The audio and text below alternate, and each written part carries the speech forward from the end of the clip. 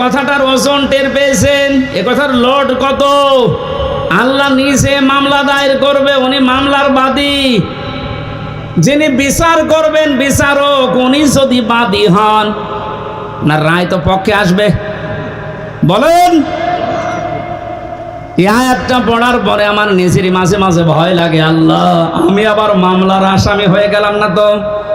কারণ আমার নফসের ওপরে আমার মাঝে মাঝে জুলুম হয়ে যাচ্ছে, আমার পরিবারের ওপরে জুলুম হয়ে যাচ্ছে, সমাজের মানুষের প্রতি আমার যে দায়িত্ব ছিল আমি পালন না করে আমি জুলুম করে ফেলছি। এই জন্য যে যত বড় দায়িত্বে আছে, কিয়ামতের দিন ওই দায়িত্ব সম্পর্কে আল্লাহ তার কাছে পুঙ্খানুপুঙ্খানু হিসাব নেবে। প্রতিটি জিনিস যেহেতু নিয়ামত, এরপরে বাকি কথা। কয়েকদিন আগে একটা কনফারেন্স হচ্ছিল, আমি মদিনায় ছিলাম। এই যে এতটুকু একটা বাচ্চা আব্দুর রহমান, বিশ্ববিখ্যাত হাফেজ, বিচারক ওকে ডাক দিয়ে বলছে, তোমার যে চোখ নেই, তুমি অন্ধ, এই 11 বছর বয়সে কোরআনের হাফেজ হয়ে গেছে, তাও যেমন তেমন হাফেজ না, বিশ্বের ভেতরে সেরা যারা তাদের ভেতরে তুমি একজন। তোমার যে চোখ নেই, আল্লাহর ওপরে তোমার কোনো অভিযোগ নেই। ছেলেটা কেঁদে ফেলেছে, ডাক দিয়ে বলে, বিচারক আমার কোনো অভিযোগ নেই, আমি আরো আনন্দে আছি। বিচারপতি ডাক দিয়ে বলছে, তোমার কোনো অভিযোগ নেই, আনন্দে আছো মানুষ? ছেলেটা বলছে, হুজুর যেদিন বিচার শুরু হবে, আসল বিচার কিয়ামতে, আমি তো কোরআনে কারিমের আয়াত পড়েছি আপনার সামনে, সুম্মা লা তুসআলুনা ইয়াউমাইযিন আনিন নাঈম। কিয়ামতের দিন প্রতিটি নিয়ামতের হিসাব আল্লাহ নিচে ধরবেন। আমার পা থেকে শুরু করে মামারা যখন মাথা পর্যন্ত হিসাব আল্লাহ শুরু করে দিয়েছে, যে পা দিয়ে, এরপরে হাঁটু দিয়ে, এরপরে পেট দিয়ে, হাত দিয়ে, আস্তে আস্তে আমার কাছে চোখের কাছে যখন আসবে, আমি আল্লাহকে বলতে পারবো, অন্তত মাবুদ একটু দাঁড়ান, আপনি চোখের হিসাব আমার কাছে নেবেন, আমার তো দুনিয়ায় চোখ ছিল না, এদিকে তাকে হলেও দয়া করে আমার হিসাবটা আপনি সহজ করে দেন। আল্লাহ নিজে বিচারপতি হবেন। ও কুমিল্লাবাসী, কি মনে হচ্ছে আপনার কাছে আমি জানি না, কথাটা নরম হলেও অনেক বড় কথা এটা। আল্লাহ নিজে বিচারপতি আর নিজে মামলার বাদী। এই দেশে যে যত বড় দায়িত্বে আছে, সে যদি আপনার মামলার বাদী হয়, জেল থেকে বেরানো আপনার কঠিন হবে। কথা বলে না কেন? প্রধানমন্ত্রী শেখ হাসিনা যদি আপনার বিরুদ্ধে মামলা দেয়, আপনি তো কালকেই বের হয়ে যাবেন নাকি? সুতরাং যে যত বড় ক্ষমতাশালী, সে যদি মামলার বাদী হয়ে যায়, পৃথিবীতে সবচাইতে বড় ক্ষমতার মালিক কে বলেন তো? আল্লাহ আয়াতে জানালেন, আমি নিজে ছিল শেষ পর্যন্ত আদম নবীর শরীয়ত অনুযায়ী তাদেরকে বলেছিলাম তোমরা কোরবানি করো। আমাদের যেমন পশু করার নিয়ম, ওই সময় নিয়ম ছিল আলাদা। ওরা এরকম চাটিয়াল ময়দানে পশু জবাই করে রেখে আসতো, আগুনের ঝলক আকাশ থেকে এসে পড়িয়ে ফেলতো, তারটা কবুল হয়ে যেত, আর যারটা পড়ে থাকতো তারটা কবুল হতো না। আমার মনে হয় এই শরীয়ত যদি এখন আমাদেরও থাকতো, এই দেশে কত মানুষের কোরবানি ধরা পড়ে যেত।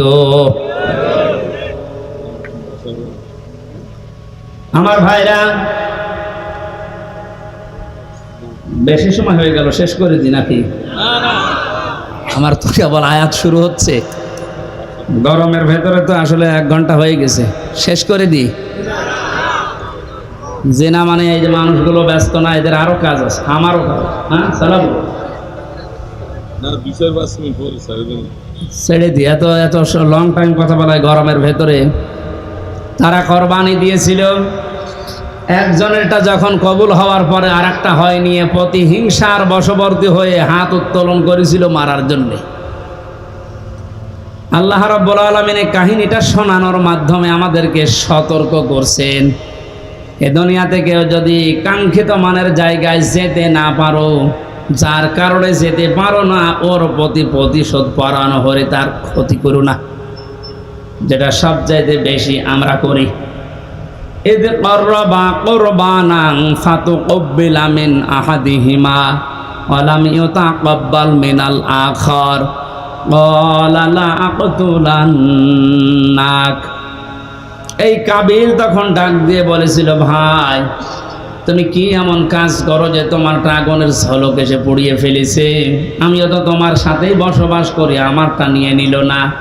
তুমি যেহেতু পথে এখন বাধা হয়ে আছো, তোমার এই রাখবো না, তোমার শেষ করে দেই। হযরতে কাবিল হাবিল ওই সময় যে কথাটা বলেছিল শুধু ওই সময়ের জন্য না, এটা কিয়ামত পর্যন্ত আয়াতটা কোরআনে থাকবে, এখন আছে। আমাদের জন্য শিক্ষা হচ্ছে, হাবিল বলেছিল ক্বালা ইন্নামা ইয়াতাকাব্বালুল্লাহু মিনাল মুত্তাকিন। হে ভাই কাবিল, কান খাড়া করে শোনো, দুনিয়াতে শুধু তাকওয়া মুত্তাকি যারা, এই মানুষগুলোর সম্পদ জীবন আল্লাহ কবুল করে থাকেন। যা প্রমাণিত আমরা যারা কোরবানি এখন দিচ্ছি, সামনে কেনার জন্য প্রস্তুতি নিচ্ছেন, আপনি যদি মুত্তাকি হতে না পারেন, আপনার জীবনের কোরবানি কিন্তু কবুল হবে না। পরা কোরআনে কারিমে আল্লাহ যেখানে কোরবানি শব্দের ব্যাখ্যা দিয়েছেন যে কোরবানি করো, ওর আগের শব্দে আমার আল্লাহ দিয়েছেন নামাজের কথা। এই জন্য এখানে যারা নামাজ আদায় করেন না বা নামাজ পড়েন না, নামাজের শিক্ষা যাদের জীবনে নেই, এক কথায় ফতোয়া দেওয়া যায় যে আপনার কোরবানি হচ্ছে না। ফাসাল্লি লি রাব্বিকা ওয়ানহার, আগে কোরবানি করো এরপর নামাজ পড়ো। বলেন বলেন, এই জন্য নামাজ যারা পড়ে না তাদের সাথে ভাগ দিলেও আপনারটা হবে না। এটা একটু কড়া হয়ে গেল। আরে ভাই, এই যে পুরাটা মিলে হাত, এতটুকু যদি না থাকে বাকিটুকু দিয়ে কিছু করা যাবে। যদি বলেন একটু চুলকিয়ে দেন তো কোনো জায়গায়, এতটুকু দিয়ে চুলকাতে পারবেন? আল্লাহ ফাসাল্লি আগে দিয়েছেন যে নামাজ আদায় করো আগে। আরে নামাজের শিক্ষার ভেতরে যে 27টা আছে, তার ভেতরে একটা শিক্ষা হচ্ছে ওয়ানহার, কোরবানি করো। কোরবানি এটা শুধু পশুর ভেতরে সীমাবদ্ধ না, ইসলাম মানতে গিয়েও আপনাকে কোরবানি করা লাগবে। আপনার সম্পদ, আপনার জীবন, আপনার সময়, আপনার লেখনী, আপনার বক্তব্য সব যেন আল্লাহর জন্য, ইসলামের জন্য আপনি কোরবানির জন্য প্রস্তুতি নিতে পারেন। এই শিক্ষা 1 বছর পর পরে আমাদের দিতে আসে। পশু কোরবানি করার আগেই নিজের ভেতরের পশুত্বকে যদি আমরা কোরবানি করতে না পারি, কিয়ামত পর্যন্ত হায়াত পেয়েও আপনার কোরবানি আপনি ওই কাবিলের মতো কবুল করাতে পারবেন না। এই জন্য যারা জবাই করার জন্য প্রস্তুতি নিচ্ছেন, কোরবানি পশুর গলায় ছুরি দেওয়ার সঙ্গে সঙ্গে নিয়ত করবেন, আল্লাহ আমার ভেতরের যে পশু আছে অহংকার, হিংসা, দাম্ভিক্য, এটাও আমি আজকে জবাই করে দিলাম। মান আহাব্বা লিল্লাহি ওয়া আবগাদা লিল্লাহি ওয়া আতাআ লিল্লাহি ওয়া মানা লিল্লাহ ফাকাদ ইসতাকমালাল ঈমান। ইবনে মাজাহ শরীফের হাদিস। আল্লাহর নবী বলেন, কাউকে যদি ভালোবাসো লোক দেখানোর জন্য না, আল্লাহর জন্য ভালোবাসবা। উপরে উপরে না, ভেতর থেকে আল্লাহর জন্য যদি ভালোবাসাটা হয়, ঘৃণা করলেও আল্লাহর জন্য ঘৃণা করবে। কিছু দিকে চাইলে আল্লাহর দিকে তাকিয়ে দেবে। নিষেধ যদি করো, কাউকে কিছু দেওয়া থেকে বিরত থাকো, আল্লাহর জন্য থাকবা। ফাকাদ ইসতাকমালাল ঈমান। আল্লাহর নবী বলেন, সে যেন তার ঈমানকে পরিপূর্ণ করে নিল। জোরে বলেন সুবহানাল্লাহ। এই যে 4টা কথা এই হাদিসে আছে, শুনতে যত সহজ মনে হচ্ছে, এটা প্র্যাকটিক্যাল লাইফে মেলানো কি অত সহজ? অনেক কঠিন বিষয়। আল্লাহর জন্য কাউকে ভালোবাসা এটা এমনি আসবে না। ইন্নাল্লাযীনা আমানু ওয়া আমিলুস সালিহাতি সায়াজআলু লাহুমুর রাহমানু ওয়াদ্দা। আল্লাহ তাআলা বলেন, যারা ঈমান আনে আর দাবি অনুযায়ী দুনিয়ায় যারা ভালো কাজের আঞ্জাম দিতে পারে, তাদের প্রতি সৃষ্টি জগতের একটা ভালোবাসা আল্লাহ নিজে তৈরি করে দেয়। সুতরাং এটা ঈমানের দাবি অনুযায়ী যদি ভালো ভালো কাজে আঞ্জাম দিতে পারে, আপনার প্রতি সৃষ্টি জগতের ভেতরে ভালোবাসা, মহব্বত পয়দা করে দেবে কে? আল্লাহ। আমরা যদি ভালোবাসি সত্যি কাউকে, আল্লাহর জন্য বাসবো, এই বাস্তবতা আমরা এখনো টের পাইনি অনেকে, এজন্য হাদিসের ভাষা বুঝতে পারছি না। আল্লাহ আমাকে সহ যারা এসেছি এখন থেকে মরণ পর্যন্ত কাউকে কিছু দিলে আল্লাহর জন্য দেব। যদি নিষেধও করে কারোর সাথে যদি ঝগড়াঝাটি হয়, মারামারি হয়, মনোমালিন্য তৈরি হয়, এটা যেন আল্লাহর জন্য হয়। আল্লাহ আমাদের ইমানকে পরিপূর্ণ করে দেবেন, আর পরিপূর্ণ ইমানদারের জন্য আল্লাহর বানানো বাগান জান্নাত অপেক্ষা করছে। আল্লাহ আমাদেরকে তৌফিক দিন হাদিসটা আমল করার, বলেন আমিন। দরুদ আর সালাম পড়ছি আমাদের নবী, মানবতার মহান শিক্ষক মুহাম্মদ রাসূলুল্লাহ সাল্লাল্লাহু আলাইহি ওয়াসাল্লামের প্রতি, যার আদর্শ পেয়ে আমরা খুশি না বেজার? খুশি। কিয়ামতের ময়দানে বিশ্ব নবী মুহাম্মদ রাসূলুল্লাহকে যারা দুনিয়াতে আদর্শ মেনে চলতো, কিয়ামতে নবী তাদেরকে উম্মত বলে পরিচয় দিয়ে কাছে টানবে, সুপারিশ করে জান্নাতে পাঠিয়ে দেবে। এই জন্য ইয়াসিন এ শব্দ দুনিয়ায় আগে পরে আপনি কারো নামে পাবেন না। ইয়াসিন এটা নবীজির নাম। কোরআনে আল্লাহ 7টা নাম দিয়ে তাকে ডাক দিয়েছেন, তার ভেতরে ইয়াসিন, তহা, মোহাম্মদ, আহম্মদ, আব্দুল্লাহ, মুজাম্মিল, মুদ্দাসসির। 1 নম্বরে ইয়াসিন। এ নামটা ডাকলেন কেন? ইয়া হরফে নেদা, ইয়া মানে হে, সিন মানে সাজ্জেদ। তাফসিরে কাবির আল্লামা ফখরুদ্দীন রাজি রহমতুল্লাহ আলাইহি সিন শব্দের 5টা ব্যাখ্যা দিয়েছে। তিনি বলেন সিন মানে সাজ্জেদুল আলামিন, সিন মানে সাজ্জেদুল কাওনাইন, সিন মানে সাজ্জেদুল বাশার, সিন মানে সাজ্জেদুল আম্বিয়া, সিন মানে সাজ্জেদুল মুরসালিন। যেহেতু ইয়াসিন সূরার আলোচনা আজকে না, কোরবানির সামনে আমরা ওই রকম একটা আয়াতই পড়েছি। আমি শুধু একটু টাচ দিলাম যে ইয়াসিনের ভেতরে আল্লাহ এগুলো দিয়েছে।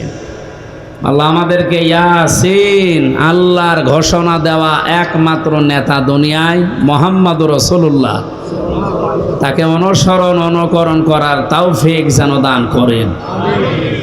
এটা জিলহজ মাস আরম্ভ হয়ে গেছে। পৃথিবীতে যত শ্রেষ্ঠ দিন আছে, রমজানের পরে, মুহররমের পরে সবচাইতে দামি দিন আল্লাহর কাছে এই 10 দিন। নবী উম্মতদেরকে জানিয়েছেন জিলহজ মাসের শুরু থেকে কোরবানির দিন পর্যন্ত যে 10টা দিন তোমরা পাবে, কমপক্ষে 7টা কাজ দুনিয়াতে না করে থাকবে না। তার 1 নম্বরে, এ মাসের শুরুর আগ পর্যন্ত যারা দাড়ি, গোঁফ, চুল, শরীরের বিভিন্ন অঙ্গ প্রত্যঙ্গের পশমগুলো কেটেছিলেন, এই 9 দিন না কেটে যেদিন আপনি কোরবানি করবেন তার আগের দিন কেটে ফেলবেন। দ্বিতীয় নম্বরে, এ মাস আসার সঙ্গে সঙ্গে বিশ্বনবী মুহাম্মদুর রাসূলুল্লাহ রোজা রাখা আরম্ভ করতেন। যদিও আমাদের এই অভ্যাসটা অনেকের নেই, মনে করে যে রোজা রাখলে আমার শরীর খারাপ হয়ে যাবে, গ্যাসের কারণে আমি রাখতে পারি না। এটা মিথ্যা কথা। রোজা রাখলে গ্যাস, আলসার এইগুলো আরো ভালো হয়, কারণ মানুষের শরীরের ভেতরে হজম করার যে সমস্ত যন্ত্রপাতিগুলো আল্লাহ দিয়েছে, এগুলোর একটা লিমিট আছে। খেতে খেতে এগুলোর লিমিট আমরা পার করে ফেলেছি, তখন মেশিনে আর কাজ করে না, উল্টাপাল্টা রোগ দেখা দেয়। নবীজি যেহেতু এটা মেনে চলতেন, প্রতি মাসে 3টা রোজা রাখতেন, প্রতি সপ্তাহে 2টা রোজা রাখতেন, এই জন্যে জীবনে কোনোদিন তার গ্যাস্ট্রিক, আলসার, পেটের পীড়া এগুলো দেখা দেয়নি। আর আমাদের সবার এই রোগগুলোই ভরা। আমরা তার এই নির্দেশ বাদ দিয়ে অন্য দিকে যাই, এ কারণে আমাদের রোগ শোক থেকে মুক্ত হওয়ার লাইন পাই না। নবীজি বলেন খাবারের পরে একটা সুন্নাত আছে, মিষ্টি খাওয়া। কি খাওয়া? বলেন বলেন। এটা ক্লাস চলছে, জবাব দেবেন ছাত্রের মতো। খাবারের আগে সুন্নাত আছে 3টা, খাবারের পরে কয়টা? আগে। পরেরটা আমাদের অনেকের মনে থাকে বা আমরা করি। আগে যে 3টা আছে ওটা মনেও থাকে না, ও করেও না। বিশ্বনবী জানিয়েছেন আমার উম্মতেরা যখন খাবার খাবে, পেটকে যেন 3 ভাগ করে নেয়। খাবার পেলেই আপনি মরণের খাওয়া খাবেন না। 3 ভাগ করার ভেতরে 1 ভাগ খালি রাখবেন হজম হওয়ার জন্য, 1 ভাগ খাবার আর 1 ভাগ পানি।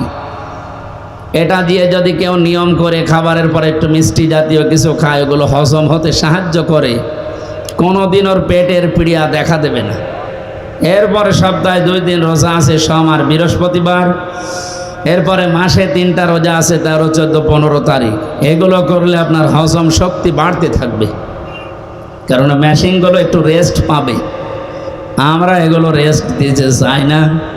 জনমের খাওয়া খায়, টুটি পর্যন্ত খায়, এরপরে মিষ্টি খাওয়া সুন্নত, তার মানে আরও খাওয়ার চায়।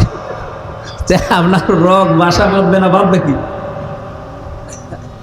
সামনে যে কোরবানি দেবে হাজারো মানুষ, অনেকে নিয়ত করে আছে কোরবানি দিয়ে গোশত সব ফ্রিজে রেখে দেব, যতদিন মনে লাগে খাবো না।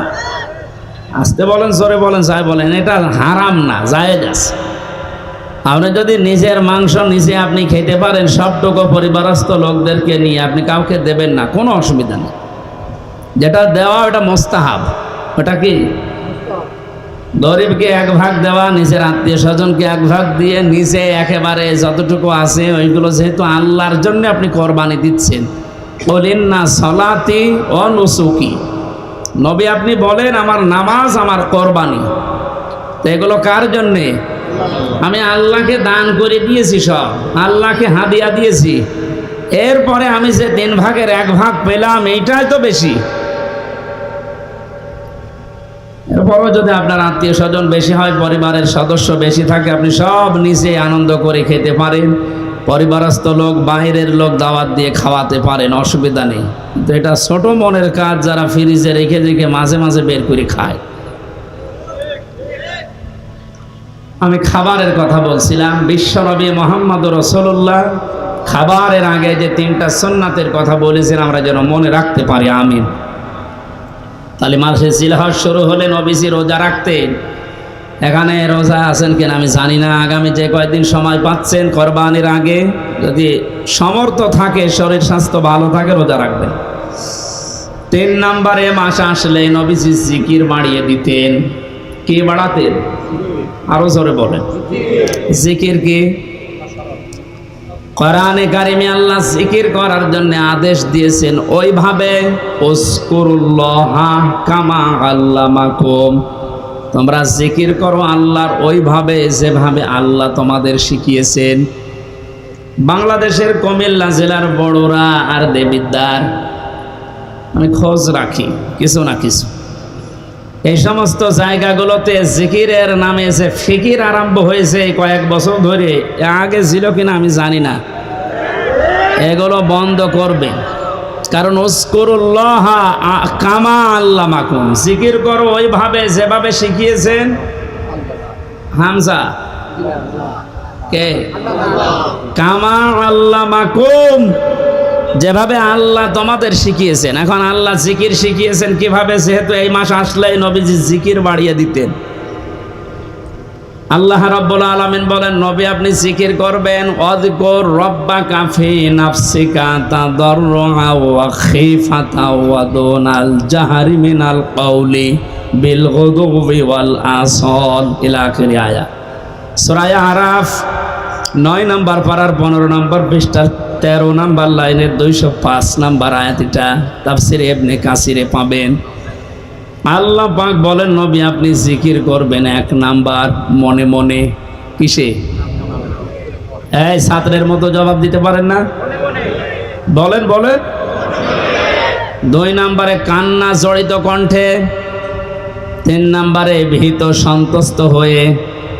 4 নম্বরে উচ্চ আওয়াজ বাদ দিয়ে।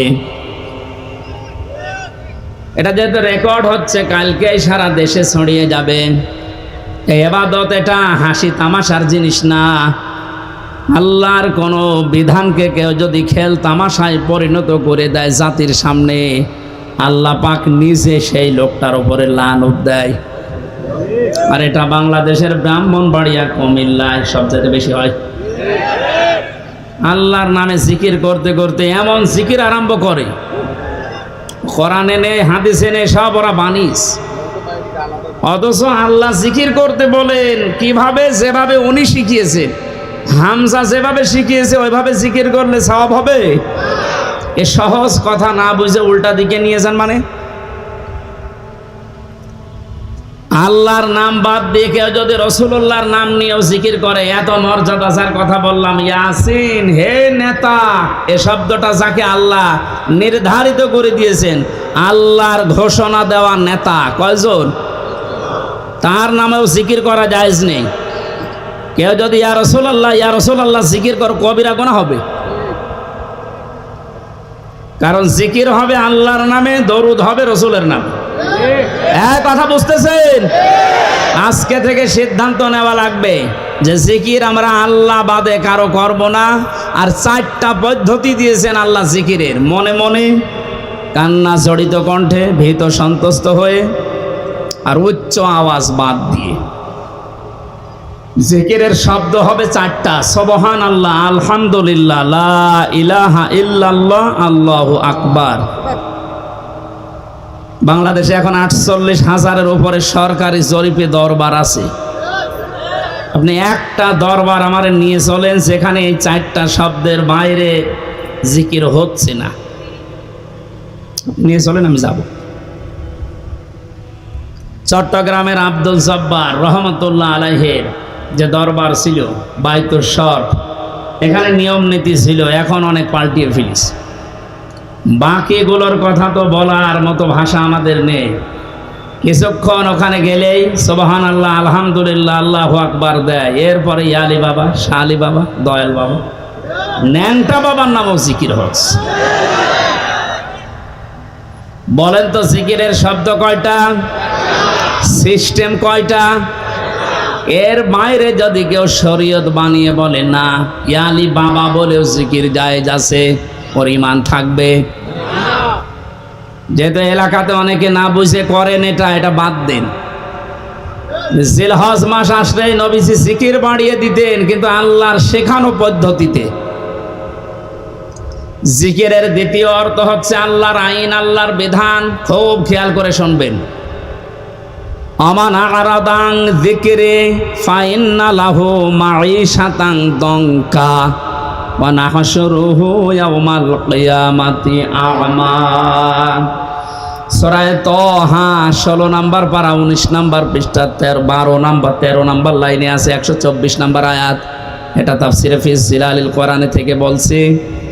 আল্লাহ তাআলা বলেন, আমার জিকির, আমার আইন, আমার নিয়ম কানুন বাদ দিয়ে যদি কোনো দুনিয়ায় কেউ উপায় করে, টাকা পয়সা ইনকাম করে, সম্পদ, আমি আল্লাহ ওর জীবন সংকীর্ণ করে দেব।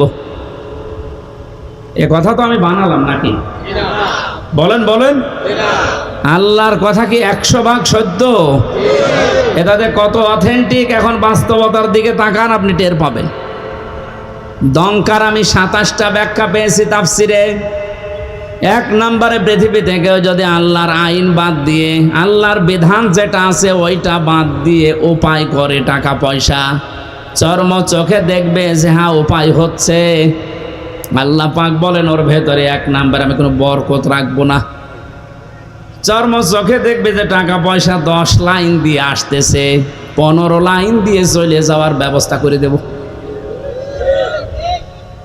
2 নম্বরে, দুনিয়াতে ওই লোকটা কোনোদিন ওই সম্পদ আল্লাহ পাক তাকে ভোগ করতে দেবে না। এটা আমি বানালাম না, মানে এটা আমি বানালাম। আপনি এই দেশের দিকে আজ তাকান, যারা আল্লাহর আইন বাদ দিয়ে উপায় করছে, আপনি দেখবেন চর্মচোখে তাদের ব্যাংক ব্যালেন্স, টাকা পয়সা, নাড়ি বাড়ি গাড়ির অভাব নেই, দেশে জায়গা হয় না, অনেকে আবার বেগম পাড়াও বানায়। কিন্তু বাস্তবতায় আল্লাহ কি অ্যাকশন নেয়, ওগুলো দিয়ে তাদেরকে আল্লাহ ভোগ করতে দেয় না। 2 নম্বরের, 3 নম্বরের ব্যাখ্যায় পেয়েছি, এই মানুষটা যখন বিদায় নেবে দুনিয়া থেকে, সব চাইতে অবৈধ ইনকাম যারা দুনিয়ায় করে, এদেরকে আল্লাহ লাঞ্ছিতভাবে, অপমানিতভাবে, বেঈমান অবস্থায় বিদায় দেবে। পৃথিবীর সাক্ষী হয়ে থাকবে তাদের মরণে। কুষ্টিয়ার পাশে ঝিনাইদহ জেলার একজনে যে কিছুদিন আগেই মারা গেছে, কি অবস্থা তার, যে ডিটেলস এখন আসতেছে, 200 কোটি টাকার মামলা। লোকটা মারা যাবার পর তার লাশের একটা টুকরাও খুঁজে পাওয়া যাচ্ছে না। আজ কয়েকদিন ধরে তার মেয়ে পর্যন্ত কেঁদে কেঁদে বলছে একটা টোকরা দেন, একটু জানাজা করে মাটি দেখ, তাও সান্ত্বনা পাবো। ফেসবুকে কয়েকদিন আগে দেখেছি কলকাতায় খেজুর গাছের সাথে দুইটা বিসি ঝুলিয়ে আছে। অনেকে বলছে এটা ওই লোকের বিসি। নবীজিকে সালাম দিচ্ছে রওজার পাশে দাঁড়িয়ে, অথচ নিজের আপন ভাইয়ের জমি জাল দলিল করে নিজের নামে লিখে নিস। এটা আমি মনে হয় বেশি বলে ফেললাম। আমি নিজে ছিলাম হজে, দেখেছি। হজে আসার সময় বনের সম্পদগুলো ফাঁকি দিয়ে নিজের নামে লিখে নিয়েছি। মানে বনকে তো মানুষ করে বিয়ে দিয়েছি, এই যথেষ্ট, আবার জমি দেব কেন? জমি দেবে কেন মানে তুমি তোমার বাবার ছেলে, আর ওইটা কি ও ধার করিয়ে নিস? আপনি আল্লাহর একটা বিধান পালন করার জন্য 7.5 লাখের উপরে টাকা খরচ করে হজে গেলেন, অথচ বনের 3 লাখ টাকা আপনি আত্মসাৎ করে গেলেন। এখানে বিধানটা কার ছিল? ওখানে আপনি এক আল্লাহর বিধান 2 রকম করে ফেললেন। এই জন্য শরিক যারা ফাঁকি দিচ্ছেন, দঙ্কার ব্যাখ্যা পড়তে পড়তে আমি এটা পেয়েছি, দুনিয়াতে যারা ভাই বোন ছেলে মেয়ে জনগণ এ শরিক যারা ফাঁকি দিয়ে দুনিয়ায় চলবে, এই মানুষগুলো মরণের সঙ্গে সঙ্গে কবরে আমার আল্লাহ নিজে আযাব শুরু করবে। হাজারো মানুষ হজ করার সামর্থ্য থাকার পরও হজে যাচ্ছে না। এখানে যারা দায়িত্বে আছেন, এই মন্ত্রণালয়ে যারা আছেন, আমাদের পাশের রাষ্ট্র হিন্দু রাষ্ট্র, হজে যাওয়ার পরে আমি দেখেছিলাম ওখান থেকে হজে যেতে বাংলাদেশের 3 ভাগের 1 ভাগ টাকা লাগে। তারাও তো এত দূর থেকে যায়। হজের খরচ যারা উল্টাপাল্টা করে বাঁচিয়ে সিন্ডিকেট করে এখান থেকে হাসিদেরকে আল্লাহর ঘর পর্যন্ত যেতে বাধা দিচ্ছেন, আপনিও আল্লাহর পথে বাধা দানকারী হিসাবে কিয়ামতে উঠবেন। এর সাথে যারা রিলেটেড আছেন তারা এখান থেকে সতর্ক হন, ওদেরকে সতর্ক করেন। ওরা নিজেরা তো জাহান্নামে যাচ্ছে, আপনার সাপোর্ট নিয়ে আপনাকেও নিয়ে যাচ্ছে। যদি বলেন আমি কি করব, আমার তো কিছু করার নেই, আমি একেবারে নিচে আছি। ঈমান রাখার জন্য যে পদ্ধতিগুলো আছে 3টা, ওটার একটাও তো আপনার থাকা লাগবে। মান রাআ মিনকুম মুনকারান ফালিয়ুগায়্যিরহু বিয়াদিহি। তোমাদের ভেতরে কেউ যদি আল্লাহ বিরোধী শরীয়ত বিরোধী কোনো কাজ দেখে, সে যেন অবশ্যই তার হাতের দ্বারা বাধা দেয়। হাত মানে এই হাত, হাত মানে এই হাত না, না। ইয়াদুন মানে শুধু এই হাত না, ইয়াদুন মানে ক্ষমতার হাত, আইনের হাত, প্রভাব প্রতিপত্তির হাত, দলীয় হাত। যে যেই জায়গায় আছেন, আল্লাহ বিরোধী, সমাজ বিরোধী, ইসলাম বিরোধী, মানবতা বিরোধী কোনো কাজ দেখলে আপনার ঈমান রাখার জন্য হলেও আপনাকে হাতের দ্বারা বাধা দেওয়া লাগবে। এটা যদি কেউ করে সে ফার্স্ট ক্লাস ঈমানদার। এটা যদি আপনি না পারেন, আপনার হাতে যদি প্যারালাইজড হয়, না সম্ভব না, এ করতে গেলে আপনার বিপদ আরও বাড়বে। তখন আপনি মুখের দ্বারা হলেও প্রতিবাদ করবেন, না এটা অন্যায়, এটা বন্ধ করেন। আর আমরা এটাই করছি। কুমিল্লা শহর থেকে মাত্র 2 কিলোমিটার দূরে ভারতের এরিয়া, ওখান থেকে একজন হজে গেলে ওর যদি 2.5 লাখ টাকায় হয়ে যায়, আমার 7.5 লাখ লাগবে কোন কারণে? এই সিন্ডিকেট ভাঙা লাগবে। কোটি কোটি টাকার ব্যবসা করছে এখানে যারা দায়িত্বে আছে তারা। এই জন্য আমাদের যেহেতু ওই পর্যায়ে কিছু করার নেই, হাত তো নেই, হাত তো প্যারালাইজড।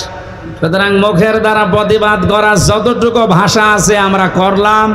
আল্লাহ যেন আমাদের এই ভাষাটাকে কবুল করেন। এটাও যদি না পারা যায়, সর্বশেষ মনে মনে ঘৃণা করা, এইটাও অনেকে করে না। আরো আল্লাহ বিরোধী, আল্লাহর ঘরে যেতে ডাইরেক্ট না ইনডাইরেক্ট ভাবে বাধা দেওয়া হচ্ছে, আরো খুশি হয়। আজকের এই অনুষ্ঠানটায় আমরা কি বলবো বলেন তো?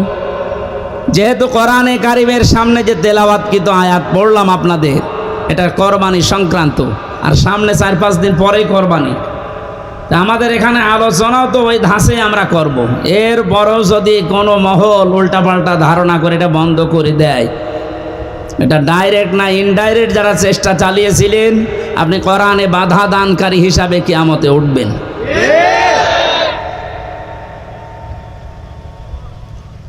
জাহান্নামের স্তর বলেছিলাম কয়টা? বলেন বলেন। এই 7টার ভেতরে একটা ভয়ঙ্কর দরজার নাম আছে। এই দরজা দিয়ে আল্লাহ তাদেরকে প্রবেশ করাবে যারা এই পৃথিবীতে কোরআনে কারিমের অনুষ্ঠানগুলোতে বাধা দেয়। আর এই দেশে এখন দিন দিন এই পজিশন বাড়ছে। মানুষ ওগুলো খুব বেশি না, কয়েকটা।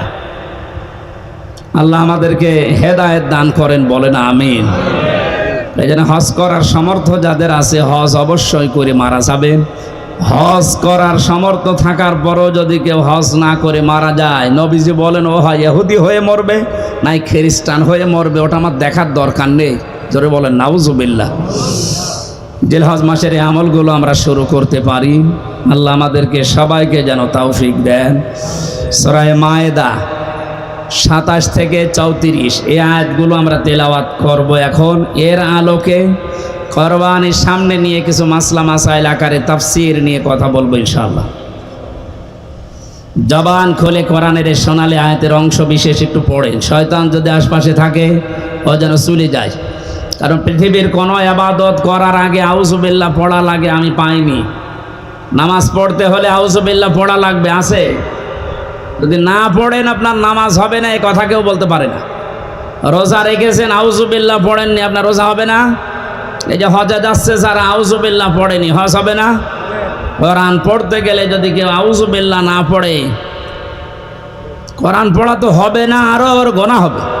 কারণ এটা ওয়াজিব তরক করার গুনাহ হবে।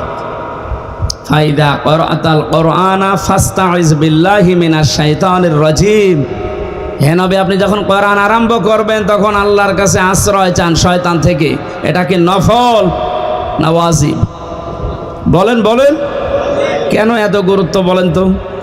নামাজের মতো, রোজার মতো, হজের মতো এত বড় বড় বিধান পালন করতে গেলে আউযুবিল্লাহ পড়া লাগছে না, অথচ কোরআন পড়তে গেলেই পড়া লাগে। এই কারণেই, কারণ অন্যান্য ইবাদতে শয়তান মানুষকে যত না ধোঁকা দেয়, কোরআনের কাছে আসলে তার চাইতে বেশি ধোঁকা দেয়। কারণ শয়তান জানে যদি ওর কাছে আসে, আর এটা যদি জানে আমি শয়তানি করব কোথায়, কারণ শয়তানি করার জায়গা থাকবে না।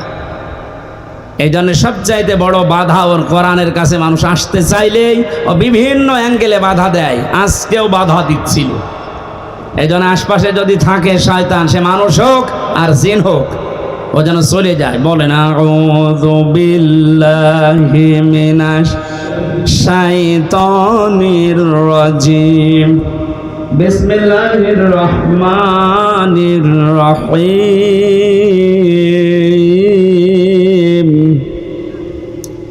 ওয়াতলু আলাইহিম নাবা বনাই আদামা বিল হক। সাদাকাল্লাহুল আযীম। সূরা মায়েদা 27 নম্বর আয়াত পড়েছি অংশ। কোন সূরা বলেন তো? মায়েদা মানে দস্তরখানা। মায়েদা মানে কি? দস্তরখানা নামে আল্লাহ একটা সূরা দিলেন, অথচ এর গুরুত্ব অনেকের কাছেই নেই। দস্তরখানা বিছিয়ে খাবার খাওয়ার সিস্টেম এখন এই টেবিল চেয়ার এসে অনেক উঠে গেছে। নবীজি নিচে মাটিতে বসে খাবার খেতেন দস্তরখানা বিছিয়ে, কিন্তু এখন এই সিস্টেমগুলো বাদ হয়ে যাচ্ছে। কেন এই সিস্টেম ছিল বলেন তো? আল্লাহর নবী জানিয়েছেন কেউ যদি দস্তরখানা বিছিয়ে পড়ে যাওয়া খাবারগুলো তুলে খেতে পারে, ও যেন জান্নাতের হুরদের দেন মোহর আদায় করে ফেলেছে। সুবহানাল্লাহ। একটু বুঝে শুনে বলেন। আপনি কি এখনো মারা গেছেন? বলেন না কেন? জান্নাতে গেছেন? বলেন বলেন।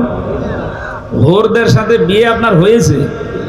দেন মোহর তো দূরের কথা, এখনো মারা যাননি, জান্নাতেও যাননি, হুরদের সাথে বিয়ে হয়নি, তো দেন মোহর আদায় হবে কথা বললেন কেন? ছোট্ট একটা আমল মাত্র। সত্যিই যদি আপনি এই আমল এখন থেকে জীবনে আরম্ভ করতে পারেন, বিজ্ঞান এখন জানিয়েছে কেউ যদি মাটিতে বসে, পাটিতে বসে, নিচে বসে নবীজি যেভাবে খাবার খেতেন, ওই খাবারের সুন্নত আদায় করে খাবার খেতে থাকে, খেতে খেতে ওর অর্ধেক খাবার হজম হওয়ার কথা। কারণ ওইভাবে পেটে বসলে পেটে চাপ লাগে। আর আমরা যেভাবে বসে খাই ওভাবে ওই সিস্টেম নেই, আমরা দিন দিন পাল্টিয়ে ফেলছি। দস্তরখানায় পড়ে যাওয়া খাবারটা খেলে কত বড় একটা সুসংবাদ পাওয়া যাচ্ছে। আমি এখনো মারাই গেলাম না, জান্নাতও পাইনি, হুরদের সাথে আমার বিয়েও হয়নি এখনো, অথচ দেনমোহর আদায় হয়ে গেছে। তার মানে নবীর এই কথার সিগনিফিকেন্স হচ্ছে আমি যেন জান্নাতে প্রবেশ করে ফেলেছি। এই ছোট আমল আমরা যেন না ছাড়ি, ছোট মনে করি, এটা অনেক বড় আমল। 2 নম্বরে বিশ্ব নবী বলেন, কোনো মানুষ যদি দস্তরখানায় পড়ে যাওয়া খাবার তুলে খেতে পারে, ওর শরীরের ভেতরে যে 360টা হাড় আছে, জোড়া দেওয়া আছে হাড়গুলো, এই হাড়গুলোর সাদগা আমার আল্লাহ আদায় করে দেন। সাহাবায়ে কেরামের সামনে যখন এই হাদিসটা বলা হয়েছিল, গরিব সাহাবীরা বলে, হে নবী, আমরা গরিব মানুষ, 360টা হাড়ে এই যে জোড়া দেওয়া আছে, যে আঙ্গুলের ভেতরে জয়েন্টগুলো আছে, এই কেনুয়ের ভেতরে জয়েন্ট আছে, হাঁটুর ভেতরে জয়েন্ট আছে, 360টা আছে জোড়া জয়েন্ট। আপনি যদি দস্তরখানায় পড়ে যাওয়া খাবার খান, এর যে সাদগা হয়, এই সাদগাগুলো আল্লাহ নিজে আদায় করে দেয়। বলেছিলেন, হে নবী, আমরা এত সাদগা আদায় করব কি করে? বিশ্ব নবী তখন এই আমলটা দিয়েছিলেন। আল্লাহ সাহাবীদের মতো এই আমলটা আমাদেরও করার তৌফিক দিন, আমিন। আর একটা কথা হাদিসে আছে, কেউ যদি মসজিদে কোনো ময়লা পড়ে থাকতে দেখে আর নিজের কাজ মনে করে ওটা তুলে ফেলে দেয়, তাহলে এই হাড়গুলোর জয়েন্টের সাদগা আদায় হয়। আমরা মসজিদের ময়লার দায়িত্ব মনে করি শুধু মসজিদের আর খাদেমের, আর আমরা সব আল্লাহর ওলি। মসজিদে আল্লাহর ঘরে কোনো কিছু যদি পড়ে থাকে ময়লা জাতীয়, ওটা তুলে ফেলে দেওয়া, এ দায়িত্ব কি শুধু মসজিদের খাদেমের, মুয়াজ্জিনের?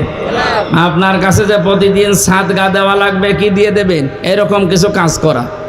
এমনকি রাস্তায় কোনো কষ্টদায়ক বস্তু যদি পড়ে থাকে, ওইটা যদি কেউ তুলে ফেলে দেয়, সে যেন তার ঈমান আছে এটার প্রমাণ দেয়। আমি শুধু সুবহানাল্লাহ বলার জন্য বলছি না, এখানে খেয়াল করেন, রাস্তায় কোনো কষ্টদায়ক কাটা হোক, একটা ইট হোক, ময়লা হোক পড়ে আছে, জনগণের কষ্ট হয়, এটা তুলে ফেলে দিলে নবীজি বলেন তোর ভেতরে ঈমান আছে, এটার প্রমাণ হচ্ছে যে ঈমান আছে। যে মুসলমানের ঈমানের 77টা শাখা, তার সর্বনিম্ন শাখা রাস্তার কষ্টদায়ক বস্তু তুলে ফেলে দেওয়া। সেই মুসলমান কোনো মানুষকে দুনিয়ায় কষ্ট দিতে পারে, এটা কি বিশ্বাস করার মতো? সুতরাং অন্যান্য জাতির উপরে যে উল্টাপাল্টা কাজগুলো হয় মাঝে মাঝে দেখি এই দেশে, এগুলো কোনো মুসলমানের কাজ না, কাজ ওদেরই আমাদের উপর চাপিয়ে দেয়। কোন মুসলমান যদি এ কাজ করেও বুঝবেন ও মুসলমানের ভেতরে ঈমান নেই। বলেন তো, রাস্তার কষ্টদায়ক বস্তু তুলে ফেলা যেখানে ঈমানের একেবারে সর্বনিম্ন স্তর, সেই মুসলমান কোনোদিন সন্ত্রাসী হতে পারে? বলেন বলেন, জঙ্গি? আপনি কাঁটা পেলে, রাস্তায় ইট পেলে আরো তুলে ফেলে দেবেন যেন মানুষের কষ্ট না হয়। আর বাংলাদেশের মানুষের ঘরের আবর্জনা, নিজের উঠানের ময়লা সব এনে রাস্তায় জমা করে, ও কোন ঈমানের পরিচয় দেব? আমাদের কুমিল্লা জেলা একটু পরিষ্কার আছে, এই জন্য টের পাচ্ছেন না। এগুলো যারা করছেন আপনার ঈমানই নেই, এটা ঈমানের সর্বনিম্ন একটা স্তর। এইটাও যদি আপনি না করতে পারেন, আরো রাস্তায় সব ময়লা মাটি এনে জমা করে, তা আপনি নবীর হাদিস অনুযায়ী বিশ্বাস করেন আপনার ঈমান নেই। আপনার কি নেই? আপনি বলেন না আমি তো কালেমা পড়ি, আর এবার কালেমার তো সর্বনিম্ন স্তর এইটা, আপনার এইটাই নেই, তো প্রথমটা থাকলো কি করে? এখনো তো 77টা আছে। আল্লাহ আমাদের সহজভাবে বোঝার তৌফিক দাও, বলেন আমিন। সূরা মায়েদা 120টা আয়াত আছে, 16টা রুকু আছে। 4 নাম্বার রুকুর 27 নাম্বার আয়াতের অংশ পড়েছি, মাত্র একটা আয়াতের 4 ভাগের 1 ভাগ। আপনি একটু খেয়াল করে শোনেন, কত কথা আল্লাহ এর ভেতরে লুকিয়ে রেখেছে। হযরত আদম আলাইহিস সালামের 2 সন্তানের ব্যাপারে আল্লাহ আমাদেরকে শোনাতে বললেন। কুরবানি সংক্রান্ত বিষয় এখানে আছে। এই পৃথিবীতে প্রথম মানুষ হত্যা করেছিল এই কাবিল, হাবিলকে। এই জন্য দুনিয়ায় যত হত্যা হবে অবৈধভাবে, এই লোকটার আমল নামায় মানুষ হত্যার একটা গোনা যেতেই থাকবে কিয়ামত পর্যন্ত।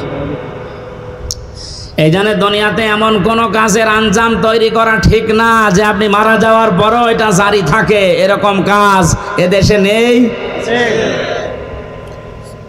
জেনে শুনে বুঝে শুনে এরকম কোন কাজে হাত দেবেন না যে আপনি নেই, অথচ এটা বিকাশ হয়ে আপনার কবরে যাচ্ছে। আল্লাহ রাব্বুল আলামিন সতর্ক করছেন, অতলো হে নবী আপনি তেলাওয়াত করেন, আলাইহিম নাবাবানাই আদামা বিল হক। এটা কুমিল্লার দেবীর দ্বার, এই যে উম্মত গুলো বসে আছে এদের সামনে আপনি তেলাওয়াত করেন আদম নবীর 2 সন্তানের কাহিনী, যথাযথভাবে সঠিকভাবে এদেরকে আপনি ইতিহাস শোনান। প্রশ্ন আসতে পারে, হাজার হাজার বছর আগে পৃথিবীর প্রথম মানব হযরত আদম আলাইহিস সালাম, তার 2 সন্তানের কাহিনী শুনে আমরা করব কি না? তারা যে একটা বিষয়কে নিজেদের পক্ষে আনার জন্য আল্লাহর যে পদ্ধতি কোরবানি দেওয়া, আমি ইতিহাস বলার জন্য এখানে বসি নাই, তাফসীর থেকে কয়েকটা কথা আনার জন্য, শিক্ষা দেওয়ার জন্য বলছি। হযরতে আদম নবীর সন্তান জোড়া জোড়া তৈরি হতো ওই সময়, আগের পক্ষের পরের পক্ষের এভাবে মিল করে তিনি বিয়ে দিতেন। যেহেতু মানুষের সময় কম ছিল, ওই সময় শরীয়তে ওটা জায়েজ ছিল। বিবাহ দেওয়ার জন্যে তাসলিমা আর আকলিমা, মেয়েটা সুন্দর ছিল, এজন্য আগের পক্ষের এই কাবিল বলে না আমি এটা মানি না, আমার পক্ষে যে আসবে এটা সুন্দরী হয়নি, এজন্য আমি ওকে বিয়ে করব না, আমি ওইটা চাই। মেয়েদের প্রতি ভালোবাসা, তাদের সৌন্দর্যের প্রতি, তাদের চেহারার প্রতি আকর্ষণ, এটা আমার আল্লাহ দুনিয়া তৈরি হওয়ার পর থেকে করে দিয়েছে। যুজ্জিনা লিন্নাসি হুব্বুশ শাহাওয়াতি মিনান নিসা, মানুষকে আমি শোষণ করে দিয়েছি, আকর্ষণীয় করে দিয়েছি 9টা জিনিসকে তাদের সামনে। 1 নম্বরে মেয়ে লোকের চেহারার প্রতি ভালোবাসা, আকর্ষণ, এটা তৈরি করে দিয়েছে কে? এটা পরীক্ষার জিনিস এটা। এখন যদি বলেন আল্লাহ তৈরি করে দিয়ে আল্লাহ আবার আমাকে শাস্তি দেবে কোন কারণে, এইটাই পরীক্ষা। আপনার মতোই মানুষ আর একজন আছে, সে তো এরকম সুযোগ পাওয়ার পরও এই কাজ করে না, আপনি করলেন কেন? হযরতে আদম নবী আলাইহিস সালামের মনে শান্তি ছিল না, তাকে আমার আল্লাহ জান্নাতে এত নিয়ামত দিয়েছিলেন, তারপরও তিনি আনন্দ শান্তি পাচ্ছিলেন না। আল্লাহ রাব্বুল আলামিন তার মনের অবস্থা বোঝার পর তিনি যখন নিদ্রায় গেছেন, তন্দ্রাচ্ছন্ন, ওই সময় একটা হাড় তার শরীর থেকে বের করে সুন্দরী মহিলায় যে হাওয়া আলাইহিস সালামকে বানিয়ে রেখেছিলেন। তাফসীরে কাবীরের ভেতরে পেয়েছে পৃথিবীতে 4 জন মহিলাকে আল্লাহ সব চাইতে সৌন্দর্য দিয়েছেন, তার ভেতরে হাওয়া আলাইহিস সালাম 1 নাম্বার, ইব্রাহিম নবীর প্রথম স্ত্রী হযরতে সারা 2 নাম্বার, হযরতে ইউসুফ নবীর স্ত্রী জুলাইখা 3 নাম্বার, 4 নম্বরে মোহাম্মদ রাসূলুল্লাহর ছোট মেয়ে হযরতে ফাতিমাতুজ জোহরা রাদিয়াল্লাহু তাআলা আনহা। এখন ঐশ্বরিয়ায় যত সুন্দর আপনার কাছে মনে হয়, পরিমণি যত সুন্দর মনে হয়, হযরতে হাওয়া কত সুন্দর ছিলেন বলেন। তিনি যখন বসে আছে বামে, ঘুম থেকে ওঠার পরে তিনি দেখলেন, তাফসীরে মুফাসসির বলেন হযরতে আদম হাওয়াকে দেখেই তাকিয়েছেন এবং ধরতে গেছেন। আল্লাহ পাক বলেন, আদম এটা তাকানোও যাবে না, ধরাও যাবে না। হযরতে আদম বলছে, আল্লাহ তাকানো যাবে, ধরা যাবে কি করলে সেটা বলেন। আমার মনে হয় বাংলাদেশের অনেক যুবক এমন আছে, নামাজের ফরজ জিজ্ঞাসা করেন বলতে পারবে না, বিয়ে করা ফরজ এটা বলতে পারবে। আল্লাহ পাক কয়দিন জানিয়েছেন, হ্যাঁ ধরা যাবে, তাকানো যাবে, বিয়ে করা লাগবে। আদম আলাইহিস সালাম আগে পেছনে না ভেবে বলছে, আল্লাহ আমি রাজি আছি। আল্লাহ পাক শর্ত দিয়েছেন, বিয়েতে রাজি হয়ে গেলে বিয়ে করতে হলে দেনমোহর দেওয়া লাগবে, এটা নেই। এখান থেকে মাসলা বের হয়, অজানা অচেনা কোনো মহিলাকে নিয়ে যদি আপনি তাকাতে চান, আনন্দ করতে চান, ধরতে চান, এটা বিয়ে করা শর্ত। বিয়ের আগে প্রেম বলেন, ভালোবাসা বলেন, পবিত্র বলেন, কিছুই জায়েজ নেই। অনেকে বলছে না এটা পবিত্র ভালোবাসা, প্রেমিকার মাথায় পর্যন্ত হাত দিয়ে বলছে, আল্লাহর কসম আমি তোরে ভুলে যাব না, এটা জায়েজ আছে? আরে তুই হাত দিলি কোথায়? বিয়ের আগে তোর মাথায় না, ওর দিকে তাকানো যাইছিল না, আর তুই মাথায় হাত দিয়ে বলছি, তোমার মাথায় হাত দিয়ে আল্লাহর কসম করছি তোমারে ভুলে যাবো না, পুরাটাই গোনা জেনা হয়ে গেছে। আদম নবী আলাইহিস সালাম যখন বলেন আমি রাজি আছি, আল্লাহ বলেন আগে বিয়ে করো, দেন মোহর কই? বলে নেই।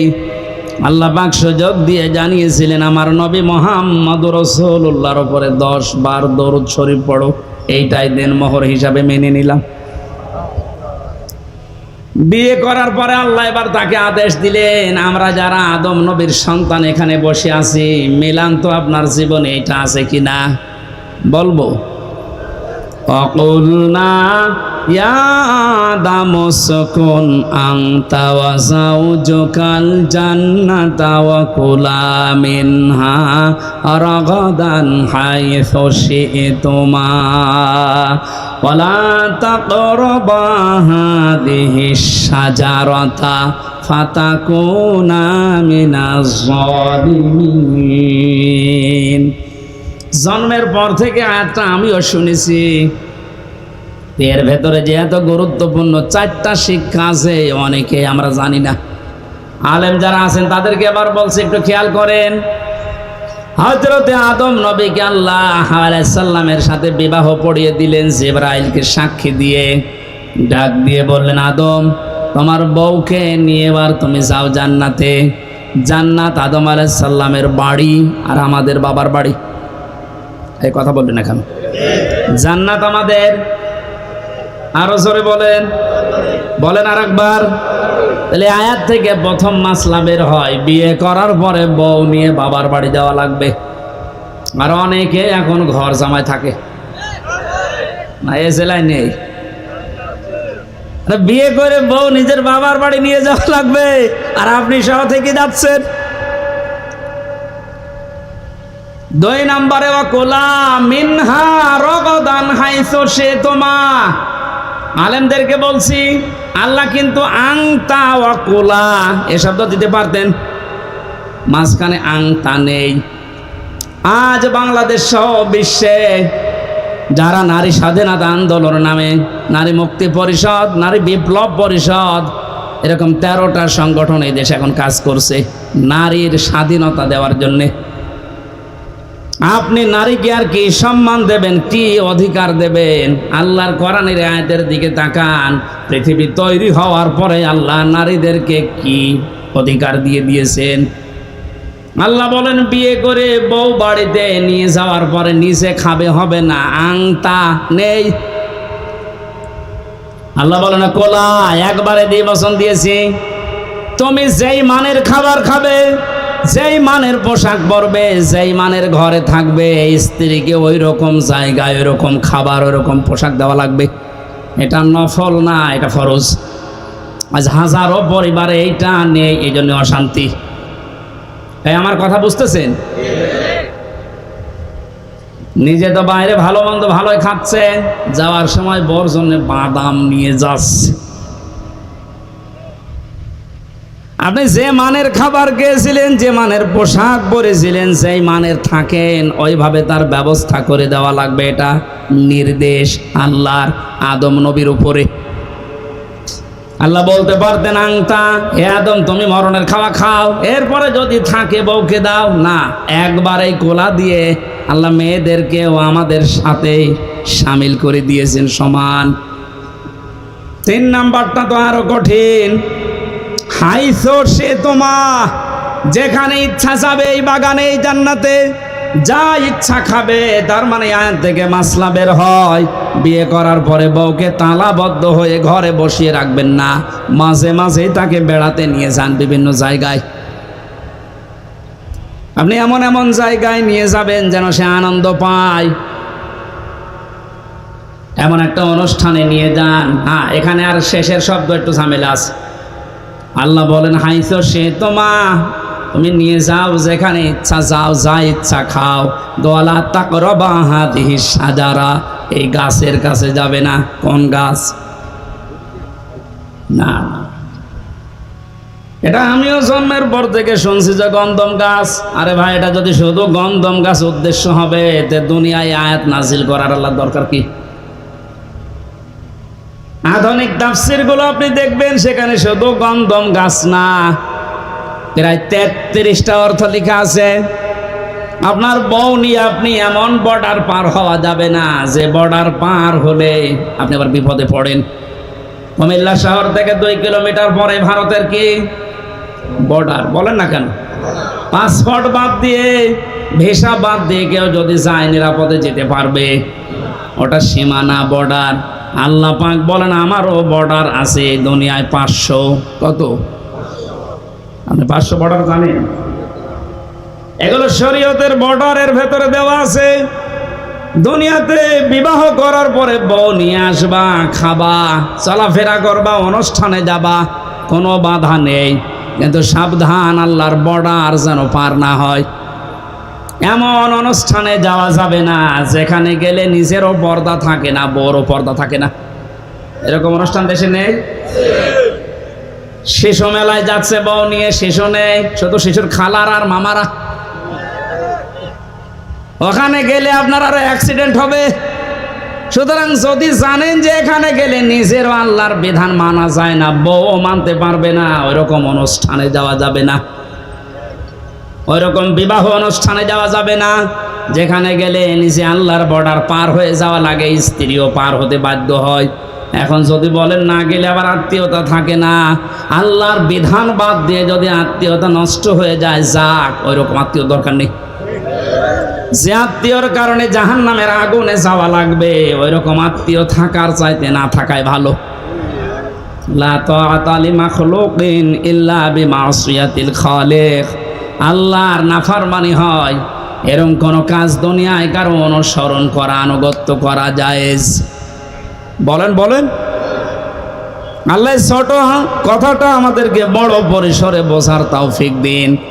সুতরাং বউকে নিয়ে এমন কোনো অনুষ্ঠানে, এমন কোনো জায়গায় যেতে পারবেন না যেখানে গেলে আল্লাহর বিধান আর মানা যায় না।